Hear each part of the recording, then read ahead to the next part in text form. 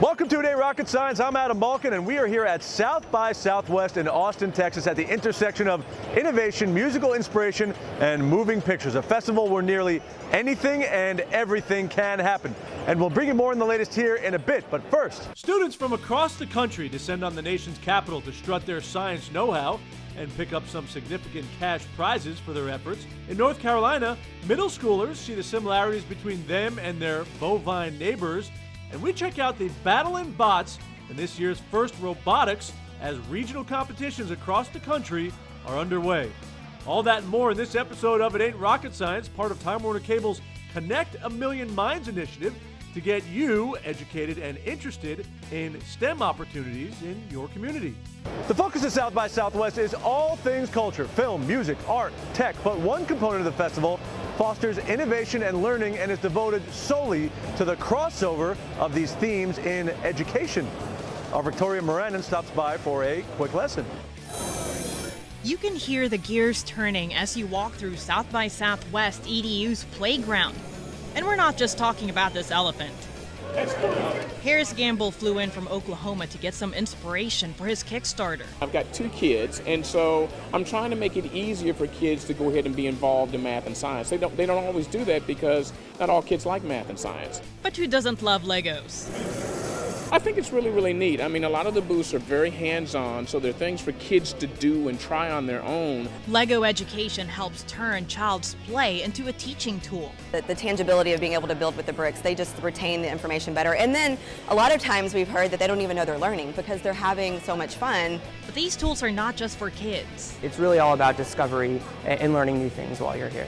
And kids can fail at something and continue to try over and over again. That's a great thing and a great learning opportunity for them, just to not give up. So that they can come to the conclusion, this is fun, this is interesting, this is something that I might want to do. So I think it's neat. For It Ain't Rocket Science, I'm Victoria Moranen.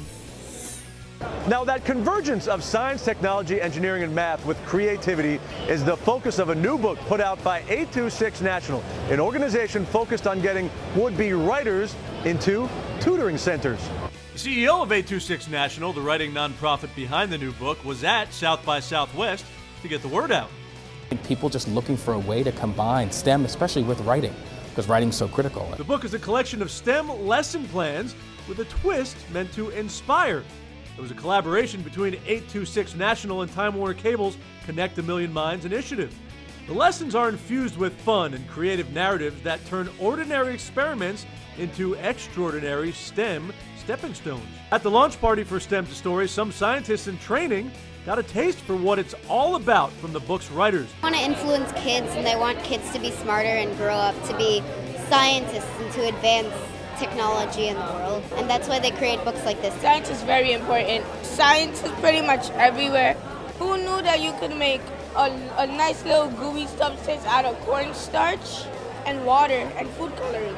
The STEM leaders behind the creation of the book say that combining STEM with creative writing makes the material more exciting, making the learning process just seem like a fun process. Through the process of writing, they just come to own the material so much more and have that much more confidence in the learning that's taking place. We want excited, creative young people, and science and writing really allows kids to be that. One step in getting the next generation of STEM workers ready for jobs. In STEM circles, when you talk pie, you're not talking apple, peach, or pizza. You're talking about a number, one that recently had its own celebration. 3.14159265358979323842. Sound like a mouthful? Some of these mathematic enthusiasts can go further than that. They're gathered to celebrate Pi Day. It happens once a year, a salute to the ratio of a circle circumference to its diameter. But there's a special twist for 2015. It's the only time this century that the month, day, year, hour, and minute line up with the first 8 numerals of the sequence. It's not like you celebrate math every day. Luckily, I was born in time to get to see this event. It does get people interested in math, and it does make people more aware of how, I guess, it can be fun, and learning is awesome. These youngsters gathered at Baruch College for a lesson in pi from educators at the National Museum of Mathematics. Using glow sticks as their unit of measurement, students formed a circle and got a visual of the relationship between circumference and diameter.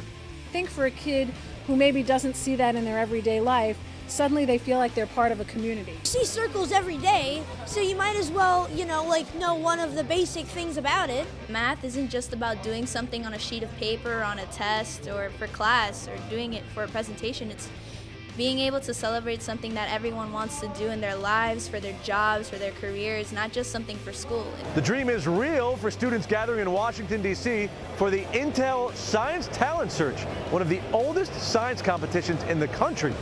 Our Shazia Khan traveled to the nation's capital for a very sophisticated show and tell.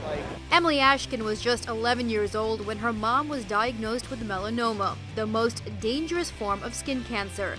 The topic was as foreign to her as the toxic cells attacking her mother's body.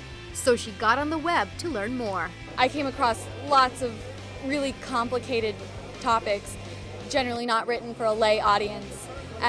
But as I persisted, I began to grasp the meaning of science and research.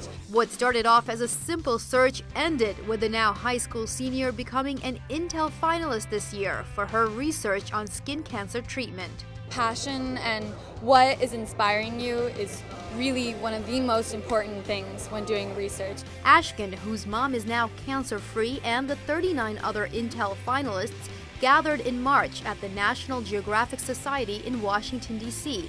to share their research with the general public as part of the Intel Science Talent Search competition. The science competition is one of the oldest and most prestigious in the country and is organized by Intel and the Society for Science and the Public. Nola Golowich, Andrew Jin, and Michael Hoffman Weiner eventually won top honors, with each walking away with $150,000. However, all the finalists have already made a winning contribution to science with their university, even PhD-level research.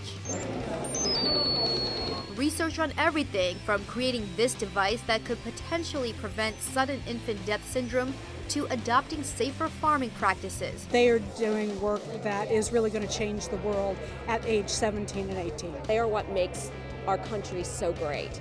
They will be our innovators, our entrepreneurs, our scientists, our engineers. For these finalists, this leg of the competition is about more than just impressing the judges and sharing their research with the general public. It's also about inspiring the next generation of scientists. Ninth grader Michelle Ha even took notes as she met with the finalists. I know I like science in general, but I don't know exactly what, so I thought coming here would give me a good idea of what I'd want. A lot of these people are working really hard to try to earn something, and it's kind of cool. And if you're thinking about entering the competition, the pros have some tips. It's never too early, and that it's never too late. It's always the right time to start scientific research. Follow your curiosity, and that will lead you to places. And who knows, it could be right here to the Intel Science Talent Search. For It Ain't Rocket Science, I'm Shazia Khan.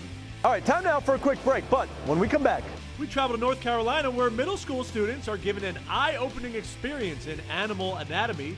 On the college level, undergraduates are working hard to protect healthcare workers in the fight against the deadly Ebola virus.